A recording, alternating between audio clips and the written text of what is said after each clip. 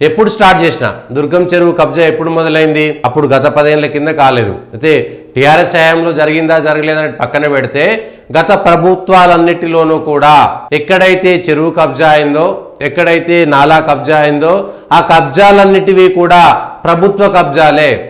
అదేంటి ప్రైవేట్ వ్యక్తులు కబ్జా చేస్తే ప్రభుత్వ కబ్జాలు ఎట్లంటే, ప్రభుత్వానికి యంత్రాంగం ఉంది, మున్సిపాలిటీకి మున్సిపల్ యంత్రాంగం ఉంది, లేకపోతే చెరువులకు ఇరిగేషన్ యంత్రాంగం ఉంది, రెవెన్యూ యంత్రాంగం ఉంది. వీళ్ళంతా ఏం మామూలు చేసిర్రు? ఎన్ని రోజుల పాటు పరిపాలనలో ఉండేటువంటి, ప్రభుత్వంలో ఉండేటువంటి, యంత్రాంగంలో ఉండేటువంటి అధికారులంతా వాళ్ళకు ఉండేటువంటి బాధ్యతలని సరిగ్గా నిర్వర్తించలేదంటే కారణం ఏంటి? వాళ్ళంతా ఉన్నారు కదా, అయితే అవినీతికి పాల్పడ్డారు, లేదంటే గుడ్డిగూరం పండ్లతో మీరా వాళ్ళు అవినీతికి పాల్పడుతుంటే అప్పుడు ఉన్నటువంటి ప్రభుత్వాలు ఏం చేసినాయి? వాళ్ళని కూడా భాగస్వామ్యమే కదా.